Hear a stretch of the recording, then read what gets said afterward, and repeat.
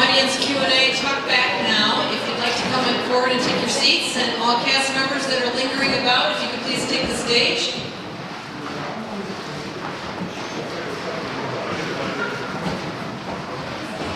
So this is very, very open forum. Anything you want to ask them, you can ask them.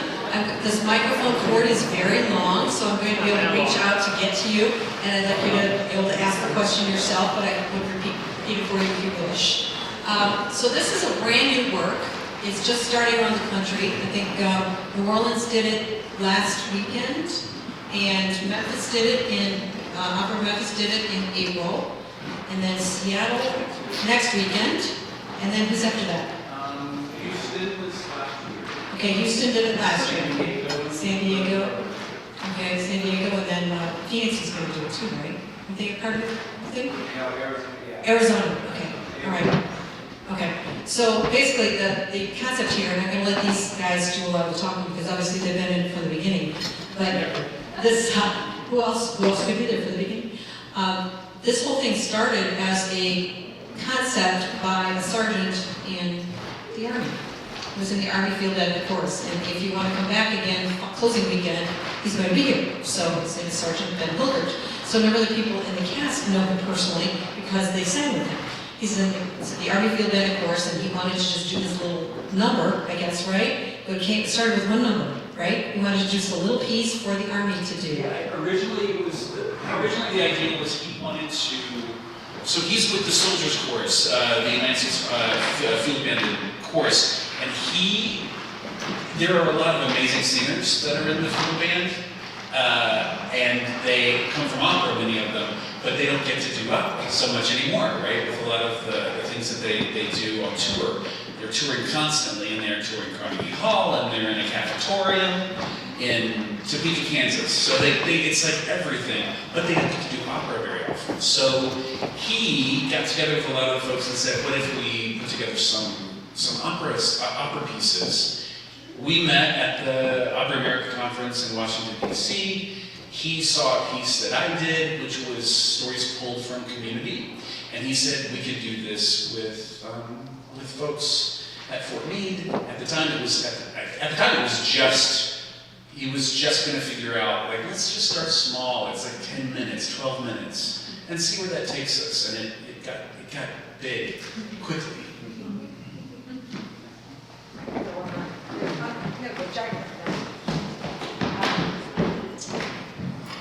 So the first thing I'm going to ask you guys is what thing did you relate to the most in this? Because what I found really profound is that every one of the soldier stories has a parallel in civilian life. So like, we go through survivor's guilt, or we go through losing a loved one. No.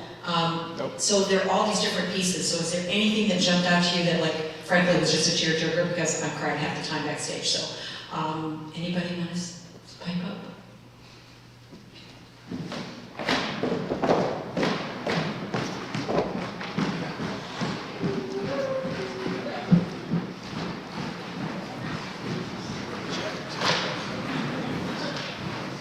Hey, well.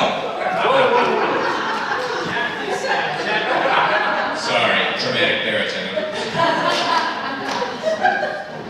Yeah, the part that moved me the most, obviously, was when Brandon was in the wheelchair giving his eulogy, or whatever you could call it that. But yeah, just the feeling that he had gone through something that had changed him profoundly. Like, the line that really moved me was when he said, "I'm not the same man I was," because that's what happens when you go to war, in this case, but that is also something that happens to others sometimes, although it's hard to relate to people who have gone to war, but once someone has been through something that changes them profoundly for the rest of their lives, and to watch them talk about it. And I felt the genuineness, and there was a lot of genuineness in the performance, and I really felt it. I loved that. Anything? Anybody? Commentary? Okay. Well, then I'm going to start asking questions up here. So, I guess the first thing is from our creator standpoint, what was the inspiration for the anthem itself, the falling and the rising? I don't know. Who wants to speak to that?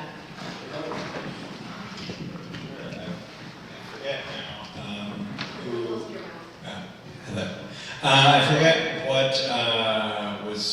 well, okay, so we wanted to write, it happened almost simultaneously. I wanted to set I forget when it was written, but I wanted to set the chorus first, because this idea was originally potentially just a 5-minute chorus piece. I wanted to set the finale first, as if, fairly anthemic, as if it were going to be the Army's new theme song, with no intention of that actually happening, as if. However,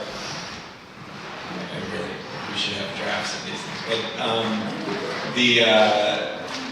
the idea of the lullaby, alright, that's a good story. The idea of the lullaby, I had just, well, I didn't do anything. My wife just gave birth to my first son. I did one thing. Sorry. And I was a stay-at-home dad with him, and so I was writing a lot of this with him on my lap when he was like 4 or 5 months, 6 months. And the lullaby section in the opening aria, that falling and rising, oh, wouldn't that be a good chorus? Because I don't know if that was in the first draft of the finale. It might have been, but and then we kind of added that in, and what was the question? Was the anthem at the end? Why? Where did it come from? Yeah, that's where it came from. We also, in the interviews that we did, so we did interviews with soldiers at Walter Reed, Bethesda, at Fort Meade, and we did interviews on Skype, we did interviews on over the phone, over conference calls, people in all areas, in all disciplines, and people that were retired, veterans, people who had just come out of basic, that's some good stories. And the one, as you're listening, you're trying to pick out what the themes are that you're gonna use to build the thing. And the most prevalent theme was this idea of this notion of family and how the function of family at home, what that means, what that holds for soldiers, and then of course the idea of the family that is created in service with battle buddies. And that was probably that was the strongest theme, this idea of family. What does family look like to a civilian need? That's one. And what does family look like to a soldier?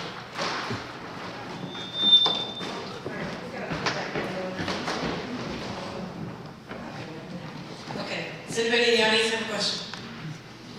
Gosh, you guys are being so quiet.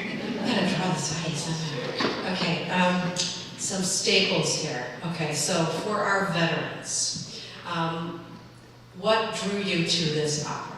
What drew you to participate in this? I'll start over here with Marv. Is it Yeah, it's Basically, I've always thought that veterans are my heroes to start with, especially those who have participated in a shooting war. And so when I saw the form that told about the teacup being in reference to veterans, and that they were looking for a chorus, I felt that I needed to participate in that, because as I said, all veterans are my heroes. Yeah, Mark is the one veteran who has actually jumped out of the plane. So he was a great source of information. Mark is the one veteran that has jumped out of the plane and this thing with a parachute, unlike our jumper. But he was a great source of information for our jumper, and told us all sorts of things about parachutes and materials and so forth. So thank you, Mark. Ramona. Sorry, I got airborne ranger running through my head. Okay, so I wanted to be here just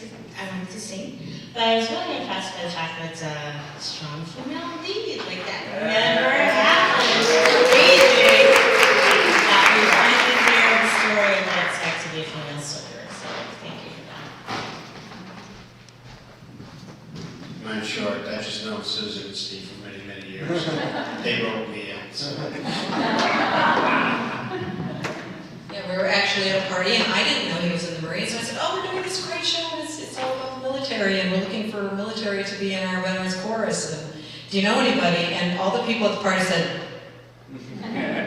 get John. I'm like, okay, so we got John. Thank you, John. I got involved I'm involved with the Park Ridge Chamber of Commerce, and I just happened to come across this production. So they called me to see if I wanted to sing in it, and I sang it. But it's been really an amazing opportunity for me to be able to even just be around other veterans, and it's been a lot. It's been a life-changing thing for me. Thank you. I hear that phrase a lot, life-changing. Thank you, guys. Seriously. Okay. So you saw this guy at the POW MIA ceremony, and his name is Ron. Hi, everyone. As you said, my name is Ron. I retired from the VA. I worked there for 8 years, and here I was in a veteran center, and there was a little postcard that said veteran songs. Now I've got a bachelor's degree in composing and arranging, and I've sang in choirs and choruses for over 45 years, but I'd never sung in an opera.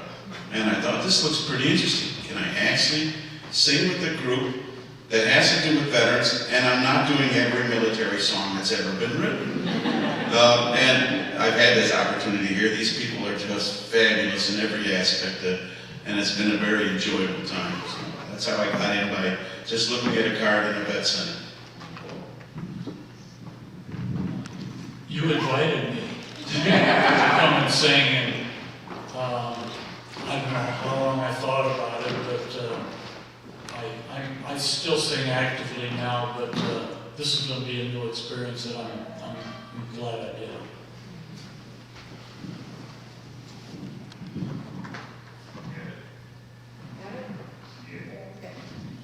Hello.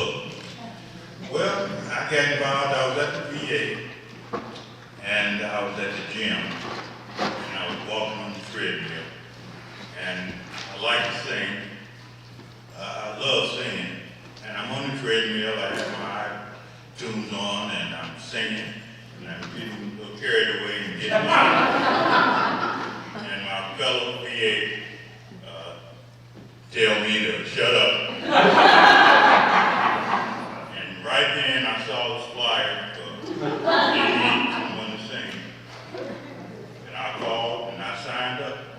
And I've enjoyed every moment of it. I'm glad I found somewhere I can come sing and no one tells me to shut up.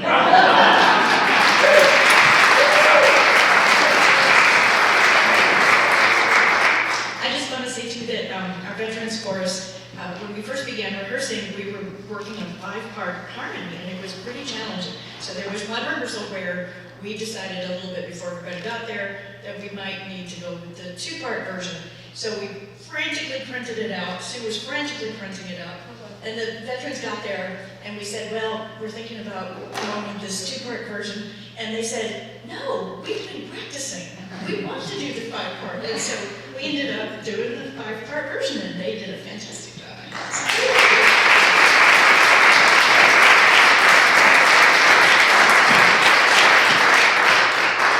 So singing along with this is much easier when you hear it over and over and over again. I think, I haven't really even looked at the music to hear it. I'm just listening to what everybody's singing, and I can sing it, and I sing it all the time. I have to say, thank you, you guys. I mean, this is just beautiful stuff. And people ask me, we were, little side story, this is not name dropping, I was just impressed. We were at Dead Men Walking the other night, and we met Susan Graham, and I invited her to come and see this, and she said, what's the music like? I'm like, it's modern, right? What's the music like? I'm like, it's fantastic. You can sing every tune after you leave. She says, that sounds really cool. So, that's how I feel about it too. I mean, there are a lot of modern operas that are sometimes they're just difficult to be difficult, and this is just beautiful harmonies. Do you guys agree with me? Yeah. Sorry, I'm stuck on the stairs. So I think one of the things I wanted to ask was, okay. Yeah, I actually have a question. Yeah. Sure. Actually, I wanted to jump in before we forgot what Marv had to say, which was basically, that Marv is the only person on the stage, as far as I'm aware, who has actually jumped out of a plane with a parachute. I was part of the genesis on this side of the stage on why our jumper jumped without a parachute and why he didn't have his harness. So I wanted to ask actually, Zach and Jerry, what was your idea of jumper? Why could he talk to her when nobody else could? I want to see if your idea matches up with what we were thinking. At the end of the day, you're doing the interpretation, so it's your interpretation that matters more than any. No, it's actually really true. I'm also a director, so mad respect. From the beginning, the world of to harness or not harness, to parachute or not to parachute. There's been productions where when they're flying in the air, they're on a gurney. So the idea of the kind of surrealistic space is important because she's in a coma. So anything can happen, really, is the idea behind it. But why does he speak to her? Yeah. Because I think she's at this point, she goes from point to point to point, and we knew that strategically she needed to have contact with someone else. And again, in all the interviews that we did, that feeling of reaching out, that feeling of connection was the thing so many of the soldiers that we interviewed were appreciative of. When we entered the rooms with people as civilians, our number one question was, what do you want people who don't serve to know about your life? What it looks like and what it feels like, and also, do you think there is a kind of a disconnect between people in service and people, civilians? And and overwhelmingly, that feeling of connection was the thing that people wanted to talk about more than anything. With, as I said earlier, family and one another. So we knew in the course of the opera, we wanted a strategic moment where she made contact, and we wanted the contact to be joyful. We also interviewed somebody he was, man, what a wonderful jackass. Just like the best. So, retiring colonel from, we can't read. Retiring, and we were in the interview with this guy, and as we sat in his office, he received his papers, his official retirement papers. So he set the retirement papers down on the desk and said, okay, what do you want to know? And he just monologued for like stuff that he probably shouldn't have. Yeah, probably. And just monologued. That's why we can't tell. You might be listening. Yeah, right. But I really the most insanely charming person you'd ever want to have a conversation with. And he was just absolutely full of himself in the best possible way. And so we knew that we wanted to have a character that was reflective of his personality. Yeah, no, totally.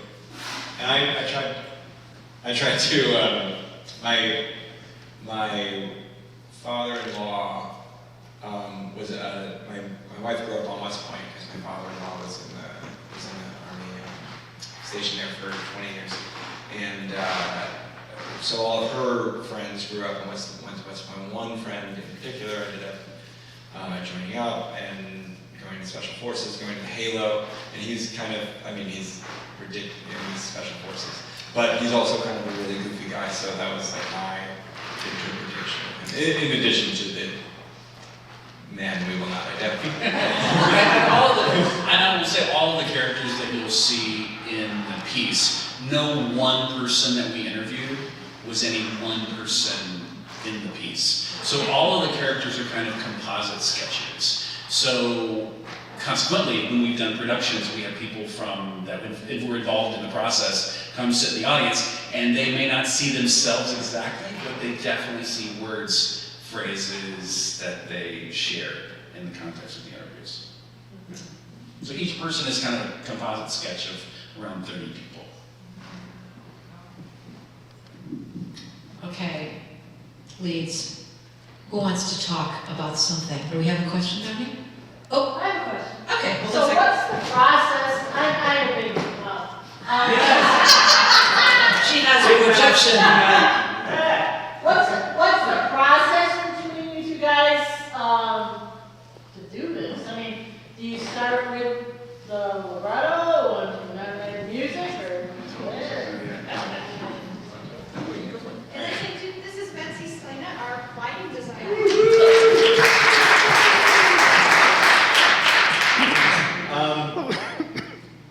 The short answer is words came first. The more in-depth answer, we were both there for the interviews, and then after each interview we would talk, and after the week we all talked. We constantly were talking and meeting. We live in different places. Jerry lives here. I live in New York. So there's a lot of back and forth on email. So Jerry would send me chunks of text, depending from it, like, and some from the finale, some from the opening thing. Oh, I'm thinking about the scene with this colonel. Like, what do you think about that? You know, like, and I would go ahead and set it and record me playing and singing, and he had to deal with that. And we would just go back and forth, like, what do you think about this? Like, is that kind of sounding? Or are you gonna cut this? It was very collaborative and very much a. I don't know, do you guys know the phrase "kill your babies"? Okay, well, yeah. it means like, if it's not like, you might love something, but it doesn't really fit in the dramatic arc, so get rid of it. You know, don't be precious about anything you're writing. So we were constantly rewriting. In the workshop, after we had a full draft written, when we were doing this workshop at Siegel with the Army people, we had the first run through. We all saw it, and we said, okay, cool. The next day we came back in with like 60 new score pages, and we were like, oh, we're gonna do this and try this, because we both come, Jerry comes from straight theater, and I come from musical theater, where it's very much rewriting. You don't know what it is until it's in the room, kind of a practice. So we're very not precious about the work. So it was very collaborative. It wasn't just here's a 60-page libretto, which happens in this world sometimes, but not this. Also, sourcing the material from community in this way too. The fact that Ben, Staff Sergeant Ben Newhunter, who, if he'll be here, he was in the room, Zach and myself, we were all hearing the same language. So we would, for instance, this is a for instance context story, so the Homecoming Soldiers monologue was the first interview of the first day at Walter Reed, and Tyler McGibbon suffered a traumatic brain injury. He was there with part of the interview with his mom, part of it with his dad. And he had just come out of like many months of recovery and was still there in recovery. Funny guy, like the great storyteller. He had an entire portion actually of his brain removed in surgeries, and he was flown he was flown to Germany first, stabilized, and then flown to the States. And while they had to keep the plane at a certain level to maintain the equilibrium, right, so the pressure could hold, right? So he was put into an induced coma, flown here, and then remained in the induced coma for a very long time. And when we interviewed him, we said, hey, do you have any memories of this? And he said, yeah, I do. One was Hawaii, which was weird. 42. He's 42, yeah, married. And so all of 19 years old. And so all of these amazing, so he was living a kind of a life inside this induced coma, and that really launched the conversation about the structure, the overall structure of the piece. At the end of the first day, I run out of questions, I was feeling pretty stupid, and I asked him, so, what's next for you? And yeah, and every time I say this, I get a little emotional, because he just very simply looked at me across the table, and he said, there's nothing else. There's right here, and right now, and you and me. That's it. And I was like, and I turned to this one, and we looked at each other and went, it's an aria, you know. So that's where that came from. I randomly have a question. Anybody can ask a question. Okay. So, This is a nerd question from the other side of the process. Like looking at the score, there are very much lines of demarcation in arias and scenes and blah, blah, blah. And just that you've mentioned that each character, each scene is composite of several different people, is it fair to say that each section of music is one person's experience that you were able to string together to make an actual scene? Or is that just a coincidence? Actually, you mean each section, like rehearsal letter to rehearsal letter? Oh, no. Good question. No. That's the short answer. No, but I will say, so rehearsal is just section to section.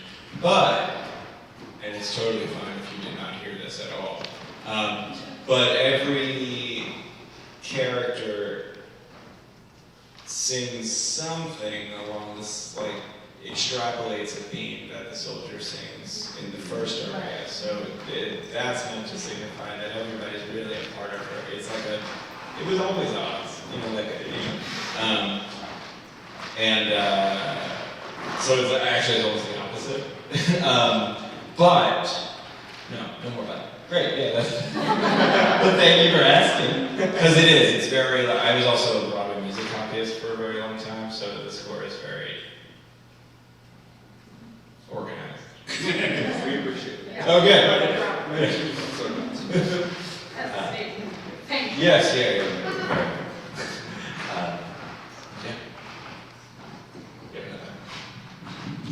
So before we get too far here, you're seeing a couple of people you didn't see on stage, so I just wanted to point out. So Betsy's the lighting director, we met her.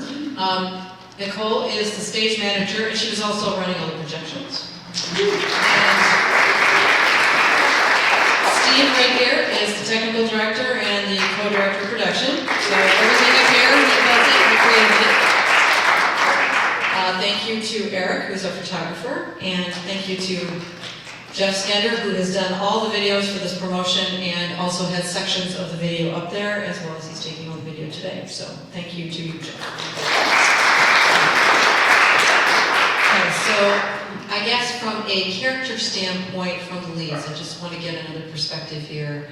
What about your aria really resonated with you in particular as you were going through it? I know these were very emotional and hard to get through. I think Jerry said people hate you all the time because you have to cry when you're doing your aria. But I guess I'm just curious if there's anything in particular that just drew you musically or from a content standpoint, or that you felt personally from your own life. Anybody? Don't all raise your hands at once. So that beginning aria is lengthy.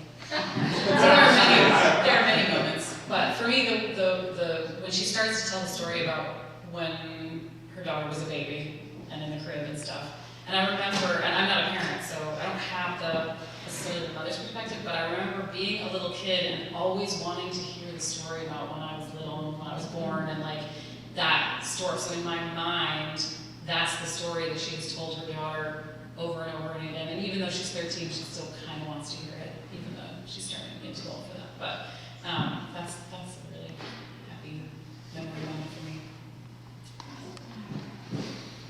In mine, I really appreciate the little moments of humor, because I've seen and been a part of many new works that try to represent real people, and it comes off very straight-faced and everything is very serious if the subject matter is serious, which it is in this case. And that's not how people are. So I very much appreciate that. And also, I'll take the opportunity to say that it was just all very singable, which also doesn't happen a lot. Like, there's usually at least one part, if not several, of new shows in particular, that I'm like, oh my god, like, how does that happen? But this is you know the voice very well, and I cheated. I married a soprano who was also she's a voice scientist that like trains damaged voices. So like I'm very lucky. Thank you. But they could have ignored me. So it was interesting when my dad was nearing the end of his life, he all of a sudden came back to military training and military themes, and he'd been out for quite some time. But I mean, he was in the Army National Guard for 17 years, and he just kept coming back to it. And I don't know if he was trying to do a sort of an emotional accounting of his life, and like, did he make a difference? But he told me a story at one point where there was some incident where there was one part of his squad or whatever was taking on friendly fire, and he just, without thinking, got in a Jeep and went toward the friendly fire. And I think just that aspect of the life that, yes, you would do anything. Without thinking, you just do to save your, fellow man. And I don't know, that I think of that sometimes when I'm trying to stand up there and sing. So I don't know, it's just both sides of that you would do anything, because it's what is expected of you, and also on the other side of that, being able to receive that and know that you have that family. It's pretty powerful stuff. So, anyone else want to talk? No, we're gonna.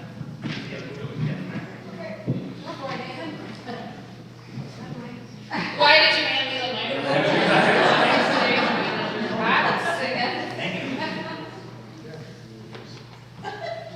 So we're just gonna skip you? What's going on? I'm stalling.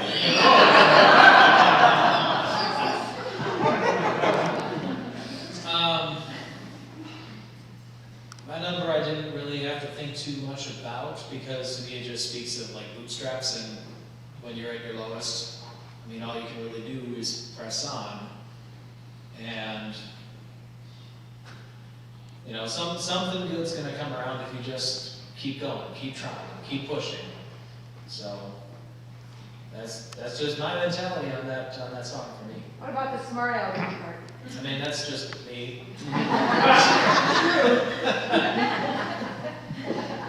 That's just me channeling my own inner jackass. So, but it also helps. I mean, yeah, you can approach any situation from a very stoic, like, this is serious work, take yourself seriously, or you can rib somebody a little bit that's down in the dumps, and sometimes people respond to that. So.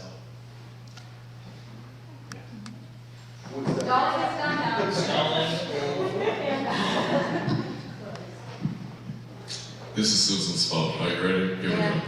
So, personally, I just found it incredibly ironic that in my personal professional life, I'm supposed to be moving up in voices and I was looking so forward to getting to do lots of dramatic and like soulful like singing, and the first dramatic aria I got was technically for bass baritone, so I found that ironic as hell, but it's fine. Beyond that, getting into this work was very explicit for me from different areas of experience. I lost my mother in the 4th grade, and so the way this music is written and the way the first scene is mother talking to daughter from far away and then going into a coma, all of that is very, very reminiscent. And hearing all of those themes in the music come back again and again and again, and really the wovenness of each story and each person, and just the theme of family and togetherness and unity and all of that it hits real hard. But also this time last year we buried my veteran father, and so coming back to all of this is just thinking about my stepmother and how she is processing being left here all alone, and how she is her own person and her own woman, and she still is, raising all of us siblings and, moving on, but how could you leave me here? You're my best friend, I love you so dearly and deeply, but also I do not have time to be paralyzed in grief. I don't have I have responsibilities. I have children, I have our grandchildren, I have our jobs. This mortgage has yet to be paid. Like, I cannot be paralyzed here. I have to take myself through each stage of grief individually over and over again until my mother has passed almost 20 years and still like clockwork, it just hits real hard. And so I'm appreciative of this opportunity to explore all of those things as an adult and to really just launch that into a piece of music and to tell a soul-worthy story in a way I hope honors all of those who have lost spouses in the military as well. That's good stuff.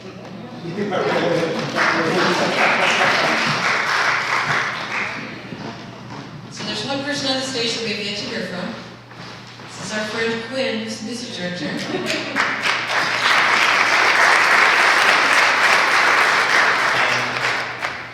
Yes, as you've seen and noticed, I'm the music person in this team. Everyone's musical, but thank you.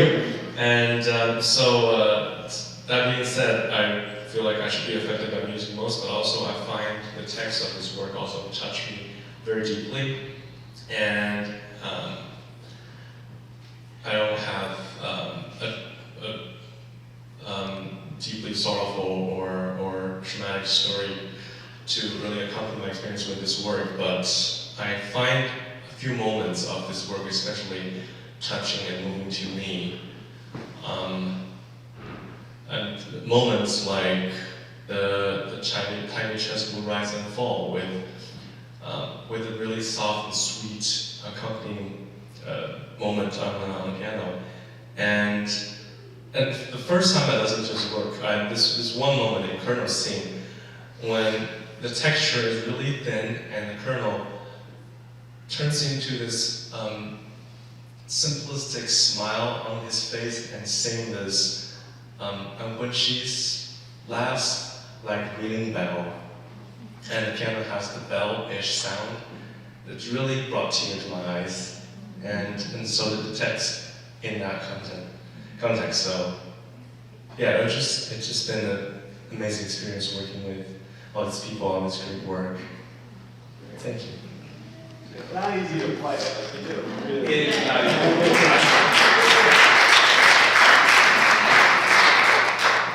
So any questions from the audience? Oh, look, we have one. Hey! It's you, I You can bow over there. So there's a bunch of us who sing with your mouth over here, and I just want to thank you guys for writing the score because this is my first hearing of it, and it has such an immediacy. It just cuts right through. You're right. It's obviously so singable. As a soprano, I'm like, yes. It's such a great score that allows my friends and colleagues to positively shine. So I just wish you all the best with it. I understand why it's getting traction, and I hope you get more and more. I think this is a wonderful work. So congrats.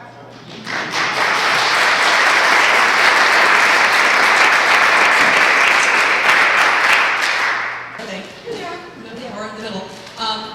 Jerry and Zach have to get Zach to the airport for a flight. So we're going to try and ask any questions of them first, and they might have to cut out here a little early, depending on how many questions you guys have or what you're interested in. So, let's not talk about that S word, that thing that with the white flaky stuff. We don't talk about that. Okay, all right, cool. Yeah, there's some of that going on too.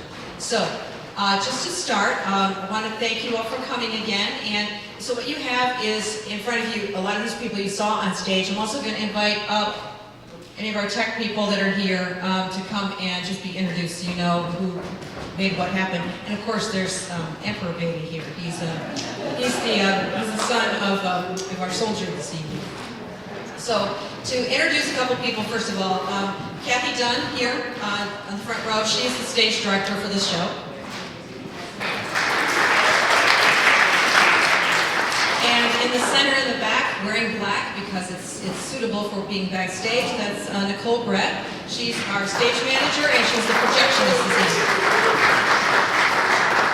And then Stephen Arpanitis here is our technical director and co-director of production. And in in the back over here is Betsy Scalina. She's our lighting designer. And then we have all kinds of our volunteers still back in concessions. They can just wave. You guys probably met Sharon and Nancy, so thank them for the lovely cookies and cakes. And Eric Enskat, who's our photographer. And Jeff Skender and Rebecca Tulloch, who are the videographers this evening. So thank you so much. So are there any questions off the top of the mat here for Zach or Jerry specifically?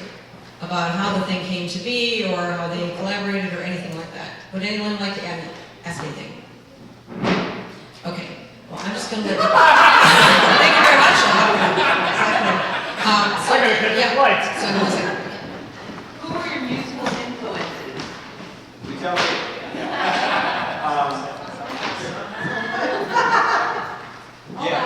Sondheim, Billy Joel, those are the top three. So the top three is Sondheim, Billy Joel, Blank. I was also Ricky Gordon's assistant for a while, just out of grad school, so that had a and Adam Gettle has played like we worked together with, so that's in there. No, so those kind of crossover-y new American composers. Yeah. And who are your musical influences, Jerry?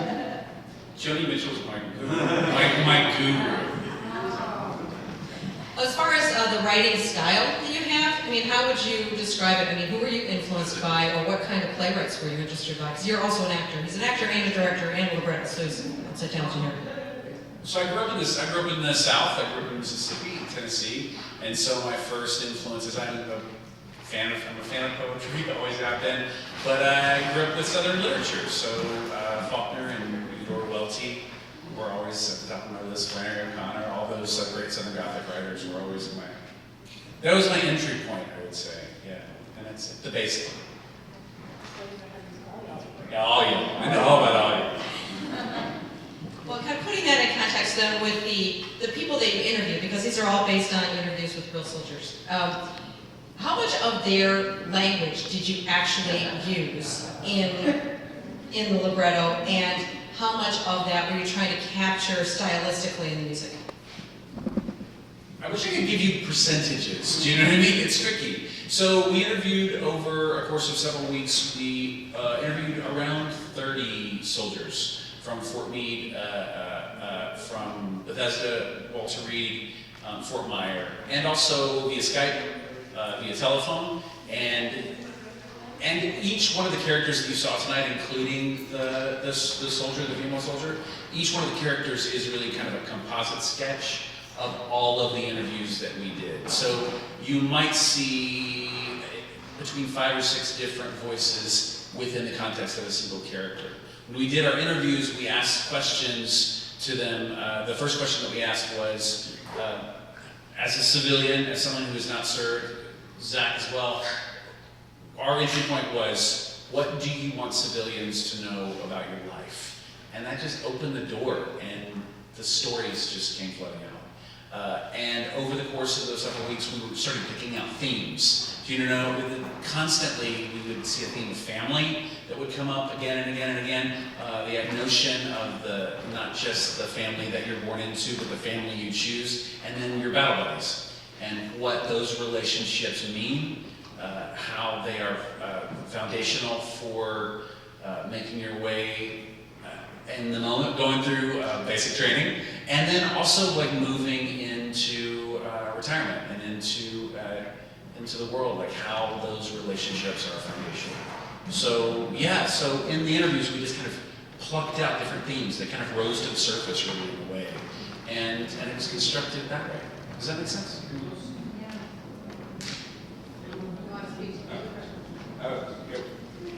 What's your question? So, since you said you don't have any background in the military, so what really inspired you? You know, why do this, right? Like concept of the military and, you know, so soldiers and everything. So what do you think, what were your thoughts behind this? So it started out, I can talk about the music thing after, but it started out, Staff Sergeant, although now he's Sergeant First Class, Sergeant First Class Ben Hilbert of the U.S. Army Field Band and Soldiers Chorus saw a piece that Jerry wrote with Opera Memphis based on interviews at the 2015 Opera America Conference. Approached Jerry, and Jerry and I had worked on another piece of that larger piece for Opera Memphis. Jerry brought me in, and then Ben set up interviews after we got a consortium following the 2016 Opera America Conference, where he presented this idea, and we got a bunch of companies to say, okay, we'll co-commission it. And then we started interviews down it, and we were all together doing these interviews. And I mean, I'm very interested in telling, like, real, fully fledged human, stories, and obviously Jerry is as well. So that was very compelling to me as well, that it wasn't just a piece about the Army, pro or con, like it wasn't like either way. It was about people serving, people sacrificing, people with children, because whether you're 5,000 miles away or 10 minutes away, it's still separate, and we were writing it. My wife, my son was born. My wife had just given birth to our first son, and he was like 4 months, and he was in my lap at 3 a.m. while I'm writing this thing, and Jerry sang the lullaby. So like the lullaby was written with him in my lap, like that kind of thing. So it was like, and these stories started to emerge. Yeah, also historically, come on up, have a seat with us. Historically, the pieces, Ben, from the United States Army Field Band, of course. I know it's a very long, we're used to like, do it quickly. So Ben, he's an opera singer.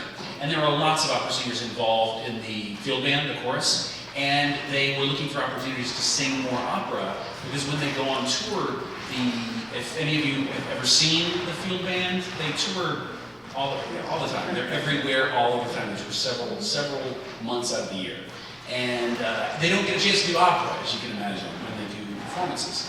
But they have these amazing singers with this amazing facility that were not being able to exercise it. So he went to his commanding officer, the colonel, and said, hey, I would love to pursue this idea. Would you support me? And the colonel was like, absolutely. Fact-finding mission. Let's figure out what it looks like, what it means. And it started out as a 10-minute idea. So originally, Zach was going to write, we were just going to write like a big choral number. So the end choral number in this piece was also part of the roots of the thing as well. And it grew so fast when Ben, who is really a charming fellow, appeared at the, Ben, right? He's also very tall. And handsome. And also handsome, and also in a uniform. Takes up the right amount of space. And everyone went, who are you, and why are you at an opera company? And he got up there, and he basically kind of told everybody his idea and what he was thinking. And immediately, everyone was like, I can get behind this. I like this idea. Based on real interviews, yes, let's go. So it was a great vote of confidence from the very beginning. I'd like to say something to everybody who's performed today. This is the most even cast. I'm a former performer and now pedagogue, I guess that's what you call me. Anyway, it's even, the direction was amazing. We had this band sitting there, mesmerized. Thank you. And everyone was so perfectly cast. Now I know you have to go all over the country getting different people. How do you do that? Because they seem to just all fit right in. That's true. Well, different producing organizations have done different productions, and some people have used, we've had young artists from companies, which, as you know, I mean, as a singer, those young artist programs are just like at the heart of many companies. And then we've had the chorus. So we've had not just the cast, but also the chorus at the end was made up of the full United States Army Field Band chorus. And also the strings from the Army Strings. came in to sing. So we've done so many different, there's been so many different incarnations. And it was built originally that way, specifically for that purpose, because we knew that the field band is everywhere, and they're in, I always say, a Catholic gymatorium in like Tucson, Arizona, but then they'll also be at Carnegie Hall. So we knew that it could have to fill space or get really intimate. And also, as you may have noticed from the show, each component, each aria, there's a kind of a hard division, and they're of length. And that was also a plan too, so that each one of those arias could be lifted out and be performed with the full orchestra, or be performed with the piano in a really intimate space. Because we'll perform that. We'll have a big performance of Walter Reed coming up pretty soon for soldiers in recovery. And a lot of those people that were interviewed will be there and have also been there along the tour. So it's taken so many different shapes. And it's highly singable, thank you very much. I mean, you all agree, there's nothing, you know. Yeah.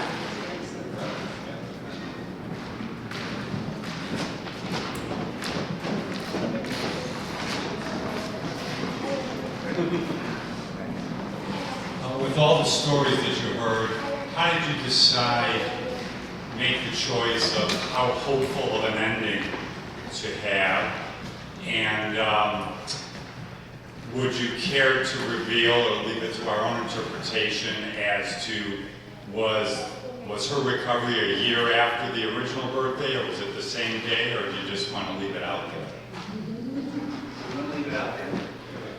Yeah, we'll leave it out. I will say we knew hope was at the heart of it, because you couldn't be in the presence of these soldiers and not experience the sense of hope and perseverance. I mean, we were at Walter Reed, and we were interviewing people that had been one of the soldiers who had been in a coma for several months, and he had only kind of recently come out, and he was amazing, charming, funny. He's one of my favorite jackasses. Just like a great guy. One of the interviews that we did the same day, jackasses in the show. I love it. That's one of my favorites. Another one, Stephanie, who she came in. She was missing her left leg, and we were kind of halfway through the interview. And I said, "Do you mind navigating that space respectfully? It's tricky, right?" And so I said, "May I ask you about your surgery?" Because I knew she had surgery sometime in the past. And she said, I just, I was having problems with it, and I was decided, I'm going to have it cut off immediately. And I said, "Oh, when did you have your surgery?" And she went, "Thursday?" And truthfully, and that is at the core of these soldiers. That was that sense of strength that comes from not just the individual, but the family around the individual. And that's the thing that we wanted to reach into, and that's just a hopeful idea, the notion of family, as family is the means of survival.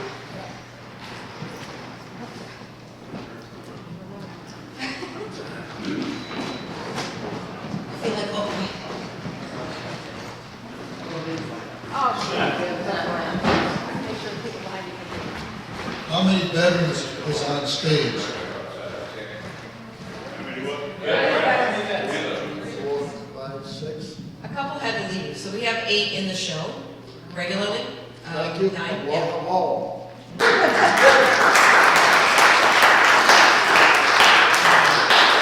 we have some veterans in the audience too. I was wondering if you could say anything about what really touched you or what your favorite part was of the show. Anybody? It's okay.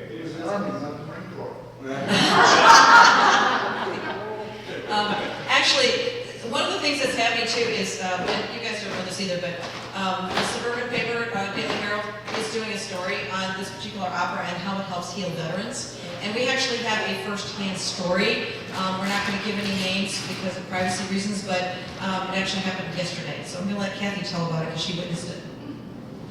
So I had a friend here who I don't know very well, but he had mentioned that he was in the Army Artillery based in Fort Sill. My father was also which was in Fort Sill in Army Artillery.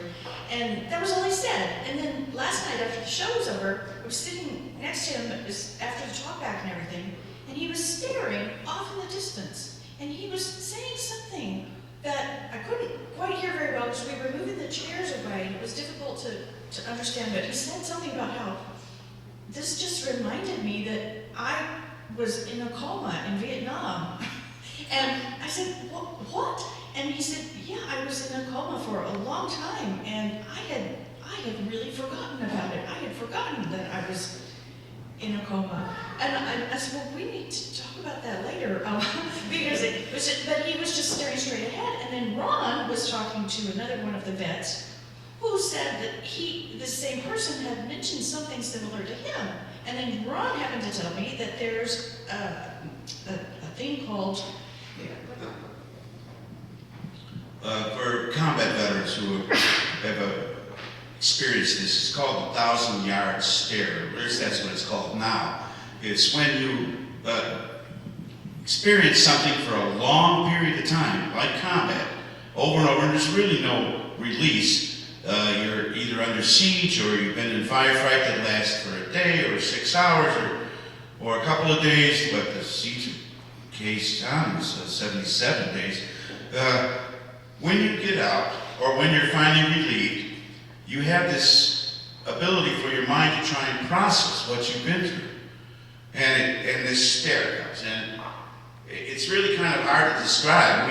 It's been called the 1,000-yard stare. It's one of those things to where you can look at the person and you can do like this in front of their eyes and they're not going to see you because they're trying to process what's going on. And that's what we felt this guy was going through yesterday. Now, mind you, I spoke to him afterwards about all sorts of things, and he even gave me a possibility of the TV show The Madam Secretary. So, was his mind back? Yes, but for that short period of time yesterday, he was back in Vietnam or he was back in that coma situation because of what he saw here.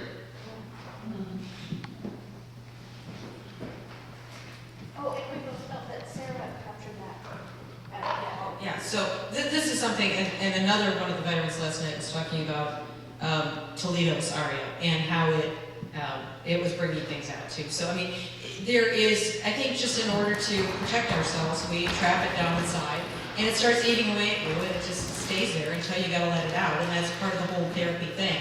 And we have a number of recreational therapists and psychologists at the VA that have been talking to us about this, and they're interested in coming later in the run. And that's what came up with this whole idea, and the Daily Herald just jumped on it. So I'm curious to see what it's going to write. So check it out tomorrow online and Tuesday in the paper. But I think basically this, I don't think you didn't intend it. It was all about having a platform for those opera singers in the Army Field Band to do something. But what it's turned out to be is a real way to release inner, fears that have been hidden there or trapped for years, and to help people heal, and then also to help them to connect with the people they've never been able to talk to. I mean, there was a guy at the Battle of the Bulge down in Memphis, and he said, I've been a veteran for 60 years. I've never found anything that tells my story like this, ever. And it just blew me away, and I think that connection is what we need to bring to the community. So whether you guys tried to do that or not, you succeeded, and we thank you. What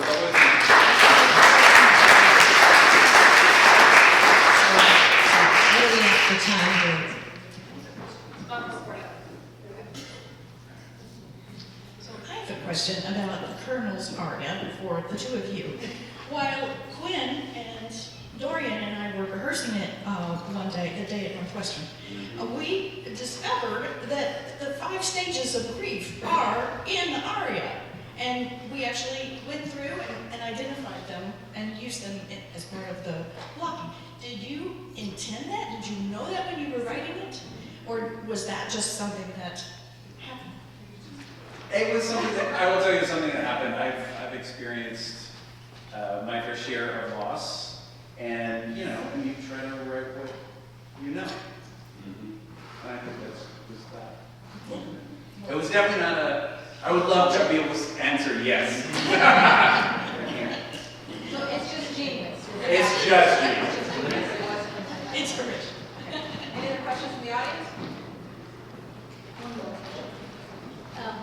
I'll just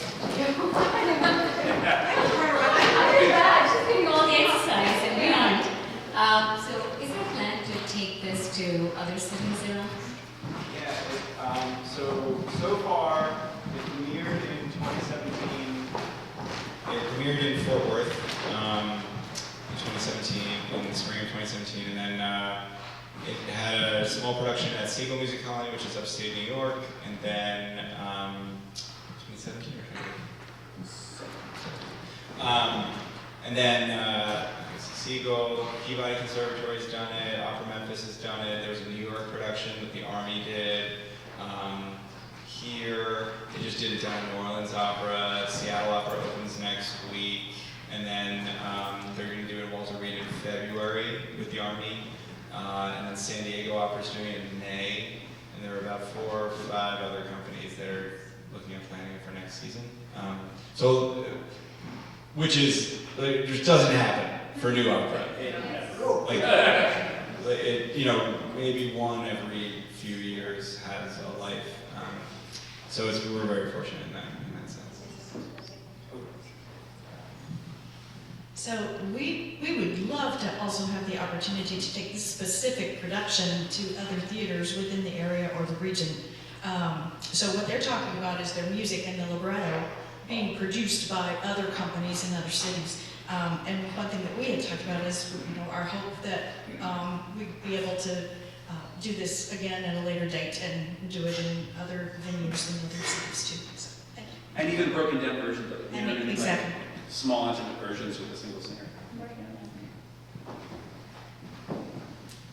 So I guess what they intimated at was that this was co-commissioned. So it was the Army, it was TCU, it was Siegel, it was Arizona, San Diego, Seattle, and Memphis. They all kicked in commissioning work. Can you imagine what a nightmare that was to coordinate between all those different companies and everything that they wanted? So if you want to know more about that, just so you know, Ben Hilgert, who they've been speaking of, is going to be here the last weekend of the run, the 23rd and 24th, and Jerry will be returning as well. So you can ask questions about that if you want to come back and see the show again. Bring a friend. Hi.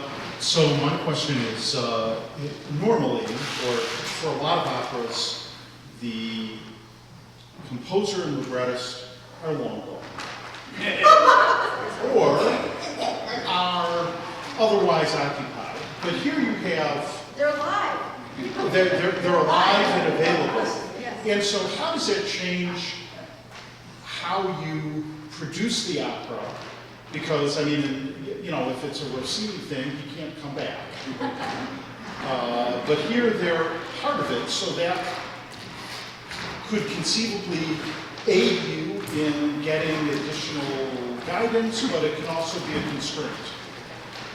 So a lot more notes from this guy. Yeah, so I'll answer and then I'll have Kathy and Quinn speak to it as well. But I think first of all, knowing them, as soon as we met them, they were family. So it was an instantaneous connection, and we've been talking since April, I think, pretty regularly. They offered immediately to help promote the production. They offered for any kind of insight, any kind of connections that they could give us, and they did. A lot of the things you see, like all the camouflage netting up here is all connections that Jerry had. I mean, so there are a lot of things that it's like they have been part of making it happen, and I haven't felt constrained at all. I think, if anything though, there's a much higher level of respect.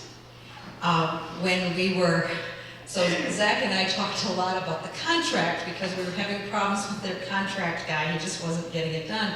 And so he said, let's just do this ourselves. And so we worked it all out, and that is probably one of the best experiences I've ever had dealing with any kind of licensing situation.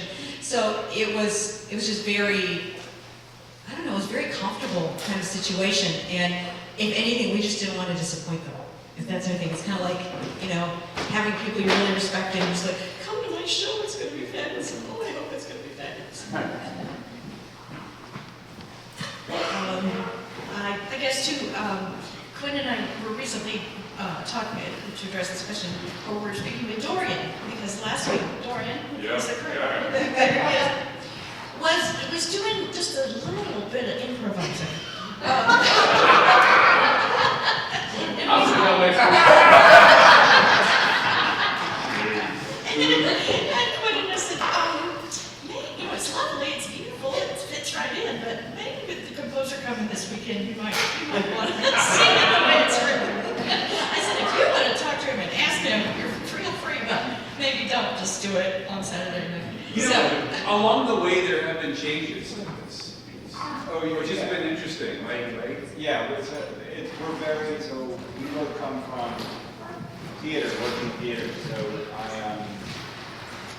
I come from musical theater and from straight day, so very not precious about stuff. So we showed up to the first workshop, and after the first performance run through, the next day they had 60 new pages to learn and look at. Learn is a big word, but because everybody was reading and was a workshop. And even in between even up through this one, because for getting prepped for Seattle, they had requested, the story, but they had requested a 2-part version for their veteran chorus, as opposed to the 5 parts, because it's normally for a larger, anyway. So for that, I had to give them the music, I don't know, a month or 2 ago, and so even there was like a new potential insert, and then I made a mistake with the Dropbox file, so then I had to re-go in, and so I had to new, anyway.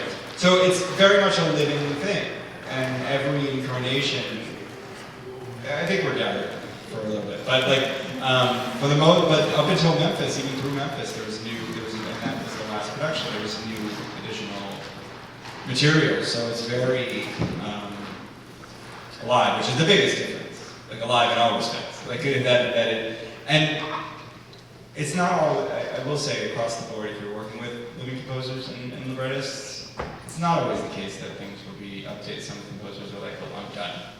And that's fair, that's fine. More than willing to do that, but for whatever reason, we're very open to all that. So that's, yeah.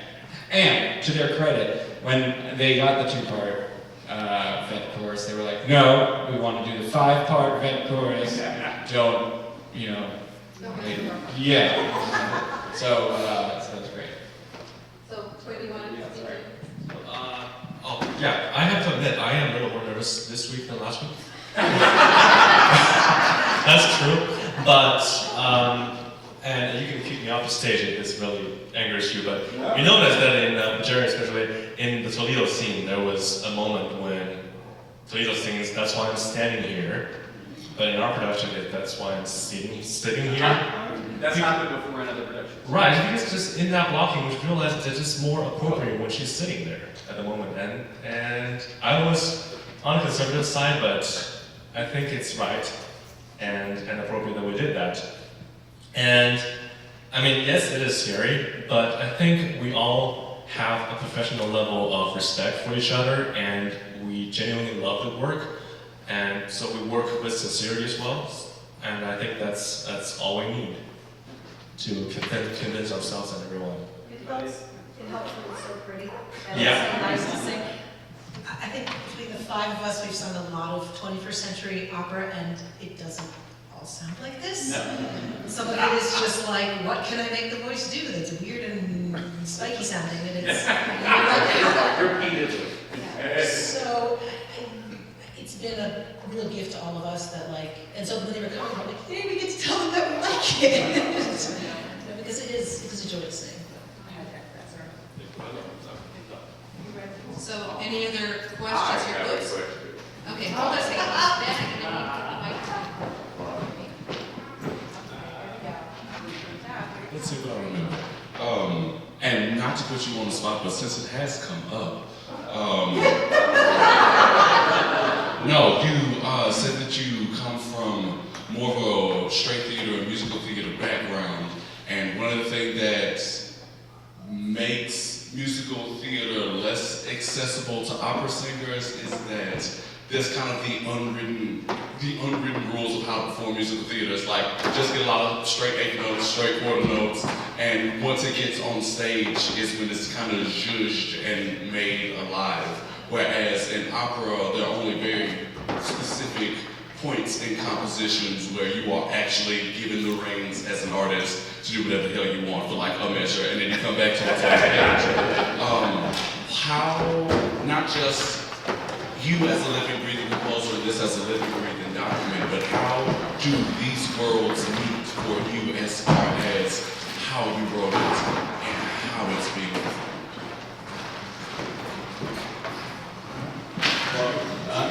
No, it's hard sometimes. I will say, like, it's hard because okay, I'm about to make a bunch of gross generalizations, so please forgive me, but like, typically, opera singers are less taught the acting side. It's more on the singing side. I know you're saying that, but in my experience. The other, it has to be both. Yeah, and I am much, right, but typically you don't see that, and so. Unfortunately, there are a lot. There are some.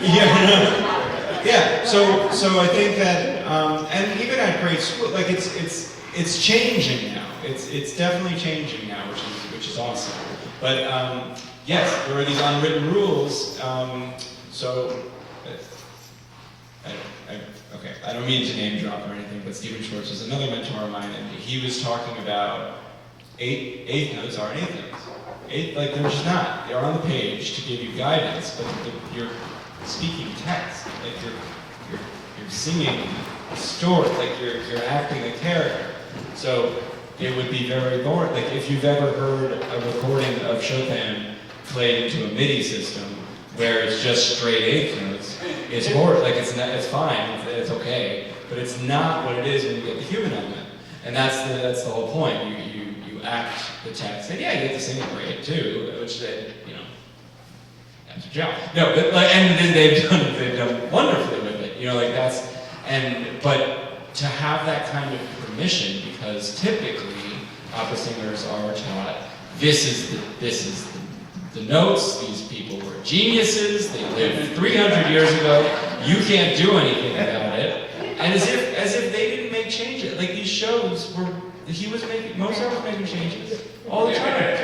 And played it out of town with a different, we're going to throw in this aria. Playing 300 performances a year. So we've constructed this, idea of what it means. Yeah, and this is again, it's a living, breathing thing. So I try to do my, with things like freely and, cola voce and yeah, and I make smart ass remarks in the score. Yeah, and there are some interesting different kinds of notation where, like for the recit, so there's like 16 notes, and then it's all written, I mean, some of you might know what this means, but it's all written just either in quarter notes and eighth notes, and it's like, we'll just do it how you would say it. Do it at a time, because we're just repeating this bit underneath you. Vamp. Yeah, vamp is a word that I don't know. Yeah, I don't know if it's in opera a lot. Vamp and safety, those are musical theater terms. Did I answer? Yeah. I can keep going. Well, it's your flight. Speak how you want, but it's your flight. No, that's true. Okay, go. No, and it's great to find. Well, yeah, I'm gonna go off my soapbox. Great, it was wonderful.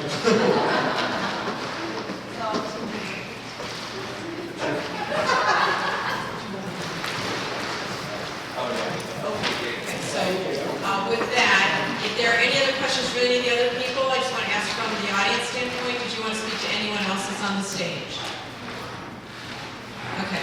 With that, we're going to release Zach to get in the airplane and go back to New York, and thank them very much, and everyone in the show for staying after. Thank you.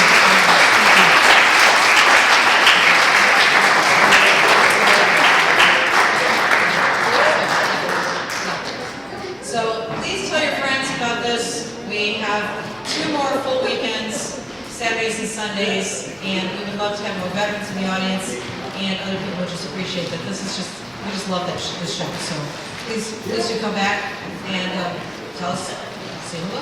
Okay, thank you.